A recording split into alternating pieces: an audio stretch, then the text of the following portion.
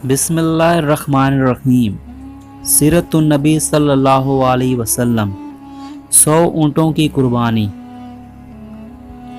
عبد المطلب کو یہ حکم اس وقت دیا گیا جب وہ اپنی منت بھول چکے تھے۔ پہلے خواب میں ان سے کہا گیا منت پوری کرو۔ انہوں نے ایک مینڈھا ذبح کر کے غریبوں کو کھلا دیا۔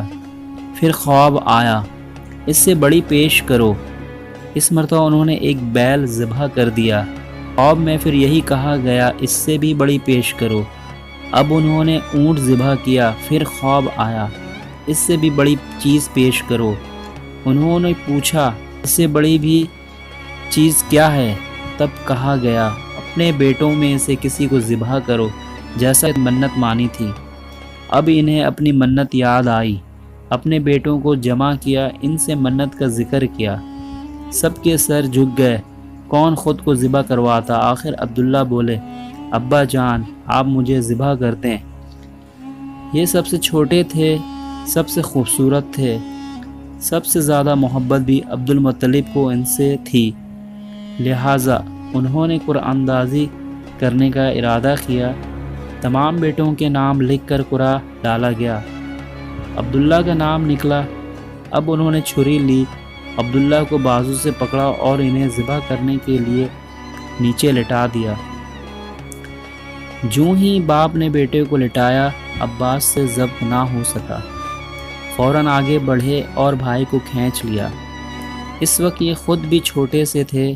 ادھر باپ نے عبداللہ کو کھینچا۔ اس کھینچا تانی میں عبداللہ کے چہرے پہ خراشیں بھی آئیں۔ ان خراشوں کے نشانات مرتے دم تک باقی رہے۔ اسی دوران بنو مخزوم کے لوگ آ گئے۔ انہوں نے کہا آپ اس طرح ذبح کریں، اس کی ماں کی زندگی خراب ہو جائے گی۔ اپنے رب کو راضی کرنے کے لیے بیٹے کا فدیہ دے دیں۔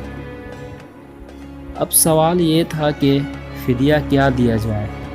اس کی ترکیب یہ بتائی کہ ایک کاغذ پر 10 اونٹ لکھے جائیں، دوسرے پر عبداللہ کا نام لکھا جائے۔ اگر 10 اونٹ والی پرچی نکلے تو 10 اونٹ قربان کر دیے جائیں، اگر عبداللہ والی پرچی نکلے تو 10 اونٹ کا اضافہ کر دیا جائے۔ پھر 20 اونٹ والی پرچی اور عبداللہ والی پرچی ڈالی جائے۔ اب اگر 20 اونٹ والی پرچی نکلے تو 20 اونٹ قربان کر دیے جائیں، ورنہ 10 اونٹ اور بڑھا دیے جائیں۔ اس طرح 10 کر کے اونٹ بڑھاتے جائیں۔ عبد المطلب نے ایسا ہی کیا ہے، 10 اونٹ بڑھاتے چلے گئے۔ ہر بار عبداللہ کا نام نکلتا چلا گیا، یہاں تک اونٹوں کی تعداد 100 تک پہنچ گئی۔ تب کہیں جا کر اونٹوں والی پرچی نکلی۔ اس طرح ان کی جان کے بدلے 100 اونٹ قربان کیے گئے۔ عبد المطلب کو اب پورا اطمینان ہو گیا کہ اللہ تعالیٰ نے عبداللہ کے بدلے 100 اونٹوں کی قربانی منظور کر لی۔ انہوں نے کعبے کے پاس 100 اونٹ قربان کیے اور کسی کو کھانے سے نہ روکا۔ سب انسانوں، جانوروں اور پرندوں نے ان کو کھایا۔ امام زہری کہتے ہیں کہ عبد المطلب پہلے آدمی ہیں جنہوں نے آدمی کی جان کی قیمت 100 اونٹ دینے کا طریقہ شروع کیا۔ اس سے پہلے 10 اونٹ دیے جاتے تھے۔ اس کے بعد یہ کا سارے عرب میں جاری ہو گیا، گویا قانون بن گیا کہ آدمی کا فدیہ 100 اونٹ ہے۔ نبی کریم صلی اللہ علیہ وسلم کے سامنے جب یہ ذکر آیا تو آپ نے اس فدیہ کی تصدیق فرمائی، یعنی فرمایا کہ یہ درست ہے۔ اور اسی بنیاد پر نبی کریم صلی اللہ علیہ وسلم فرماتے ہیں میں 2 ذبیحوں یعنی حضرت اسماعیل علیہ السلام اور حضرت عبداللہ کی اولاد ہوں۔ حضرت عبداللہ قریش میں سب سے زیادہ حسین تھے۔ ان کا چہرہ روشن ستارہ کے مانند تھا۔ قریش کی بہت سی لڑکیاں ان سے شادی کرنا چاہتی تھیں، مگر حضرت عبداللہ کی حضرت آمنہ سے شادی ہوئی۔ حضرت آمنہ وہب بن عبد المنعم بن زہرہ کی بیٹی تھیں۔ شادی کے وقت حضرت عبداللہ کی عمر 18 سال تھی۔ یہ شادی کے لیے اپنی والد کے ساتھ جا رہے تھے۔ راستے میں ایک عورت کعبہ کے پاس بیٹھی نظر آئی۔ یہ عورت ورقہ بن نوفل کی بہن تھی۔ ورقہ بن نوفل قریش کے ایک بڑے عالم دین تھے۔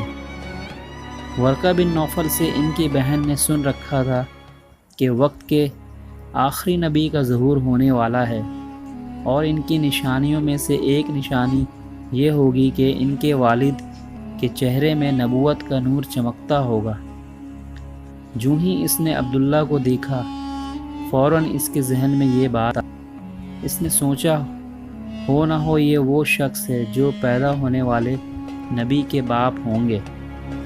چنانچہ اس نے کہا، اگر تم مجھ سے شادی کر لو تو میں بدلے میں اتنے ہی اونٹ دوں گی جتنے تمہاری جنگ کے بدلے میں ذبح کیے گئے تھے۔ اس پر انہوں نے جواب دیا، میں اپنے باپ کے ساتھ ہوں، ان کی مرضی کے خلاف کچھ نہیں کر سکتا، نہ ان سے الگ ہو سکتا ہوں، اور میرے والد باعزت آدمی ہیں، اپنی قوم کے سردار ہیں۔ بہرحال ان کی شادی حضرت آمنہ سے ہو گئی۔ آپ قریش کی عورتوں میں نسب اور مقام کے اعتبار سے افضل تھیں۔ حضرت آمنہ حضرت عبداللہ کے گھر آ گئیں۔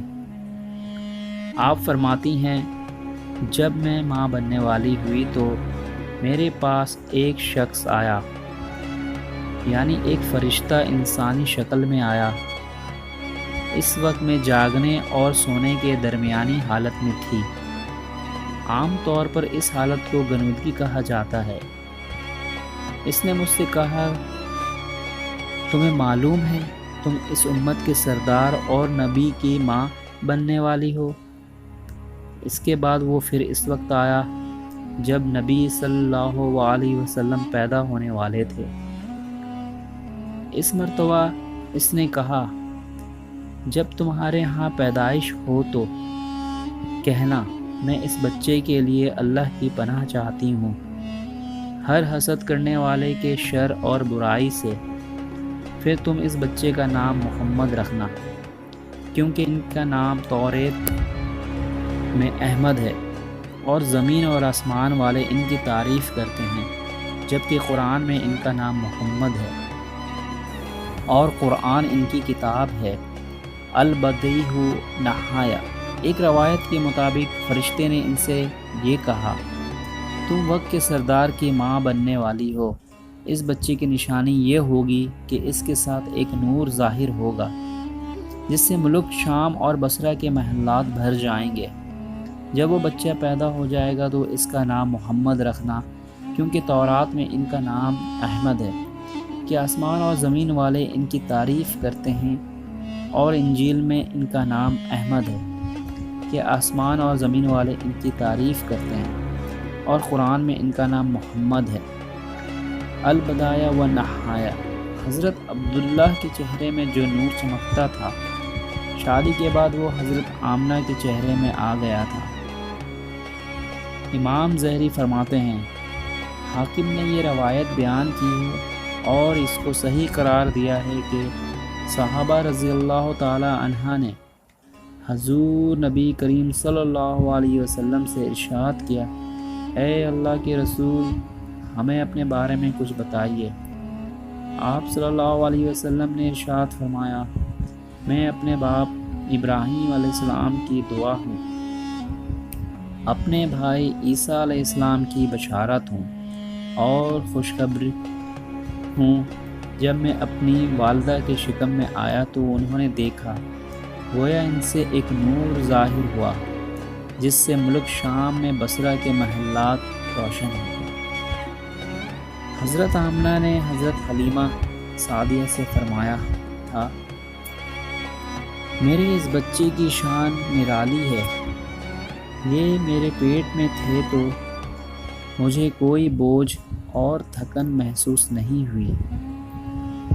حضرت عیسیٰ علیہ السلام وہ آخری پیغمبر ہیں جنہوں نے آپ صلی اللہ علیہ وسلم کی آمد کی خوشخبری سنائی ہے۔ اس بشارت کا ذکر قرآن میں بھی ہے۔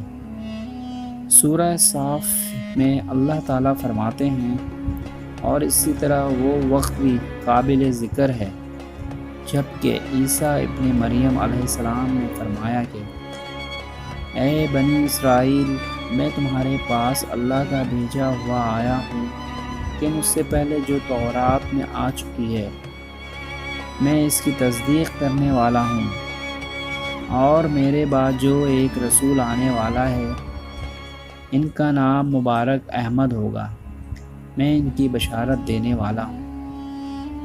اب چونکہ حضرت عیسیٰ علیہ السلام یہ بشارت سنا چکے تھے، اس لیے ہر دور کے لوگ آپ صلی اللہ علیہ وسلم کی آمد کا بے چینی سے انتظار کر رہے تھے۔ ادھر آپ کی پیدائش سے پہلے ہی حضرت عبداللہ انتقال کر گئے۔ سابقہ کتب میں آپ کی نبوت کی ایک علامت یہ بھی بتائی گئی ہے کہ آپ کے والد کا انتقال آپ کے ولادت سے پہلے ہو جائے گا۔ حضرت عبداللہ ایک تجارتی قافلے کے ساتھ تجارت کے لیے گئے تھے، اس دوران بیمار ہو گئے اور کمزور ہو کر واپس لوٹے۔ قافلہ مدینہ منورہ سے گزرا تو حضرت عبداللہ اپنی ننیحال یعنی بنو نجار کے ہاں ٹھہرے۔ ان کی والدہ بنو نجار سے تھیں، 1 ماہ تک بیمار رہے اور انتقال کر گئے۔ انہیں یہیں دفن کر دیا گیا۔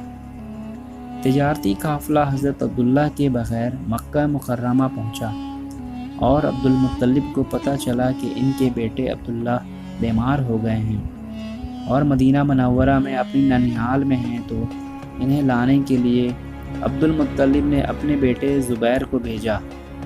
جب یہ وہاں پہنچے تو عبداللہ کا انتقال ہو چکا تھا۔